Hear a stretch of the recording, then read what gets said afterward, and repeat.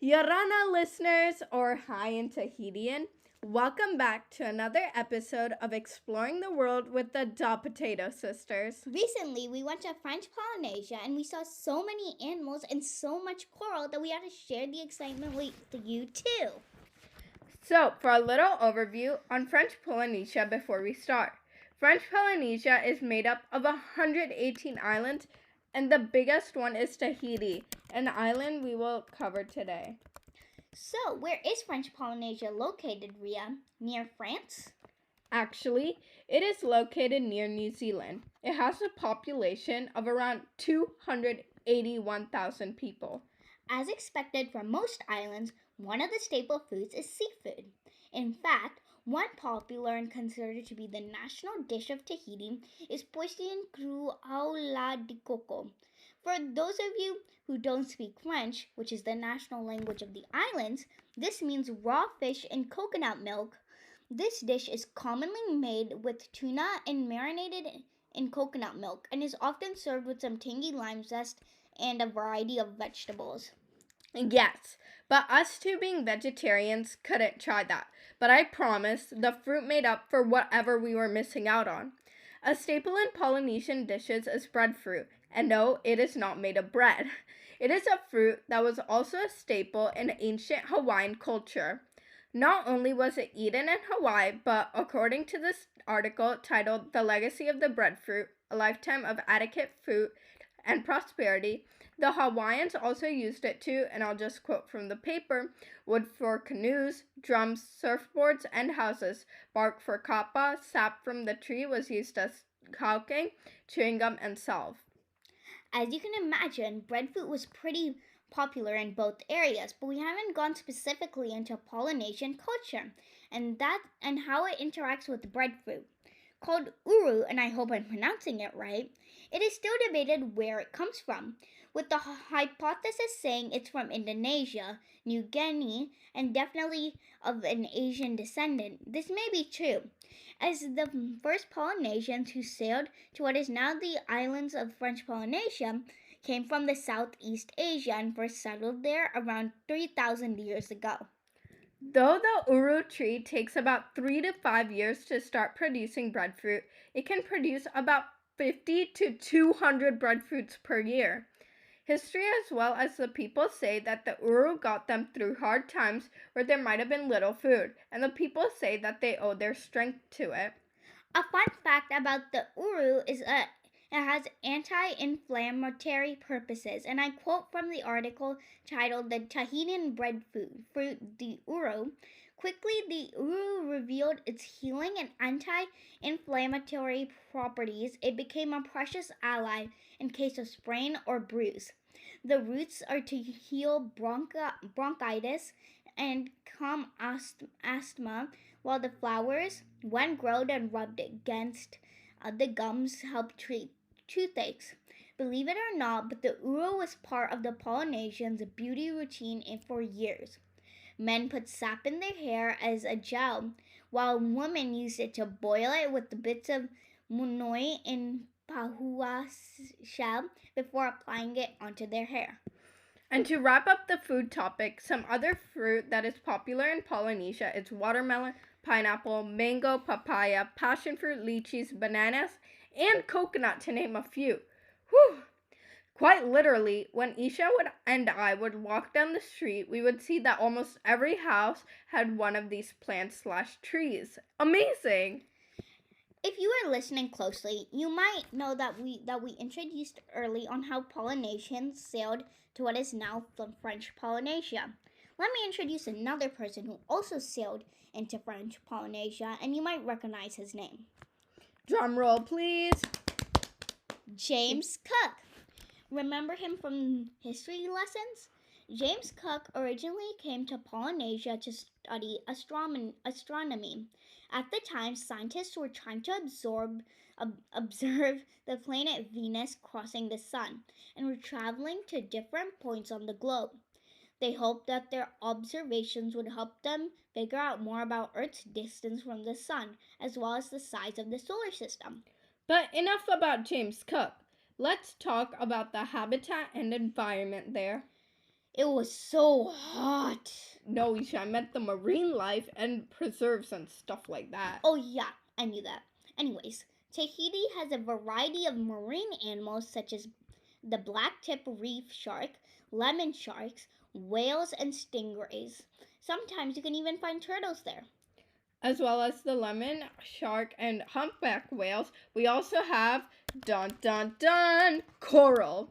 Yes, as you may know from our previous episode about coral, coral is an animal and one of the main attractions of French Polynesia and contributes to tourism and the black pearl industry as well, to mention a few.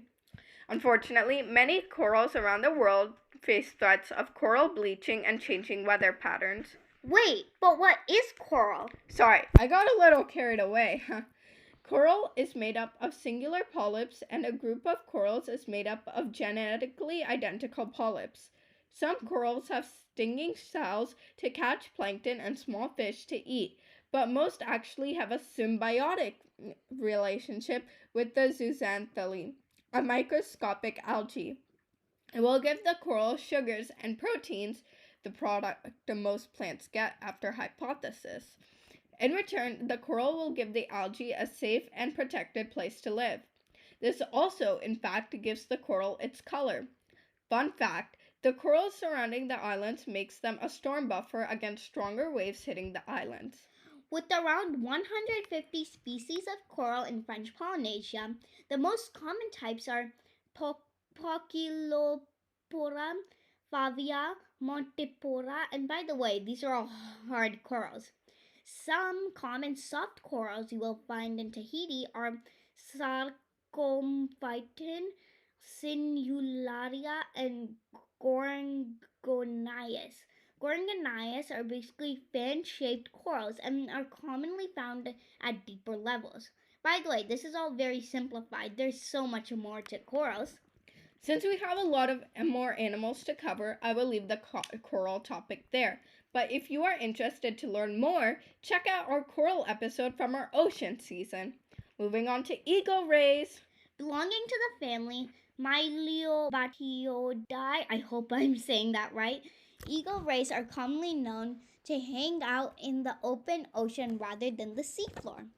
Their wingspan can be up to 23 feet and can be from 1.6 feet to 16 feet long, according to the Oceana's article Spotted Eagle Ray.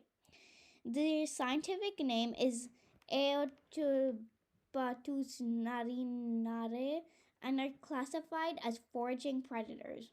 They use their teeth to eat animals such as clams and shrimp. And then finally, let's give a brief overview about trumpetfish, another common fish we saw there. They are found in tropical waters worldwide, and there are 3 types of trumpetfish, with 2 species in the Atlantic and 1 in the Indo-Pacific.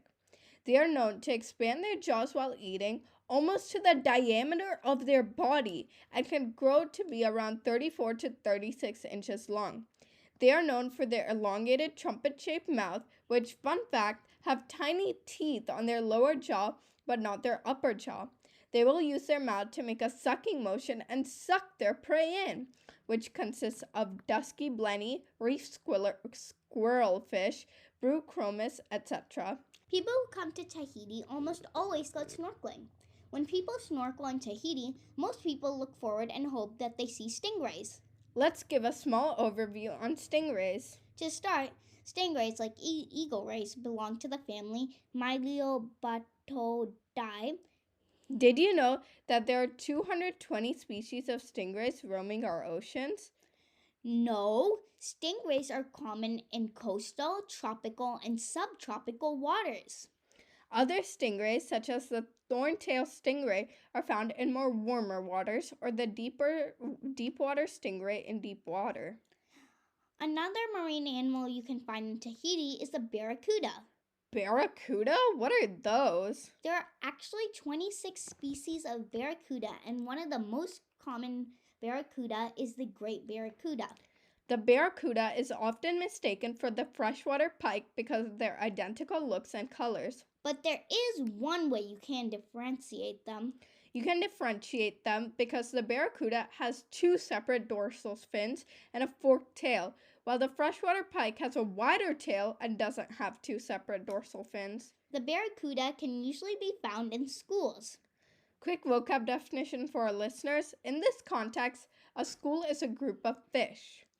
Because barracuda have streamlined bodies, they can move at different speeds from nice and slow to a quick lightning speed. The fastest a barracuda can go is 36 miles per hour.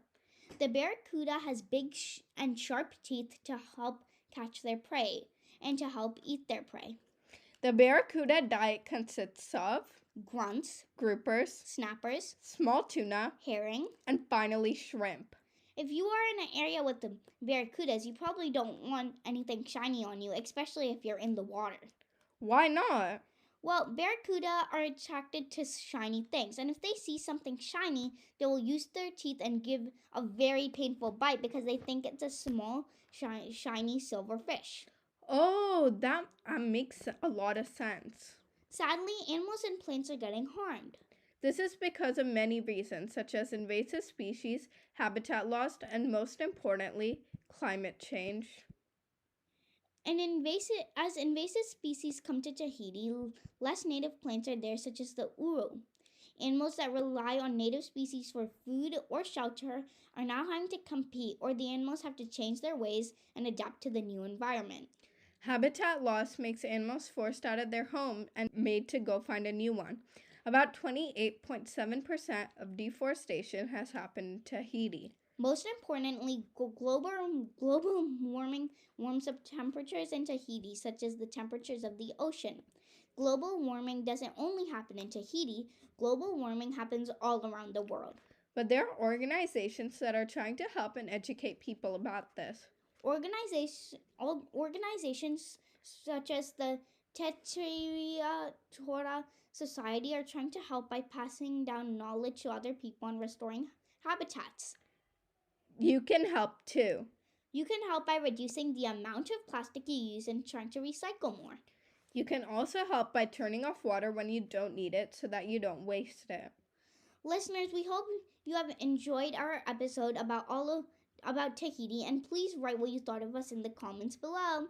Listeners, subscribe and follow our podcast for more, and write in the poll below what your favorite thing was that we talked about in this episode. One last thing, if you have a habitat or animal you would like us to make an episode on, please email us at dotpotatosisters@gmail.com. Bye! Bye!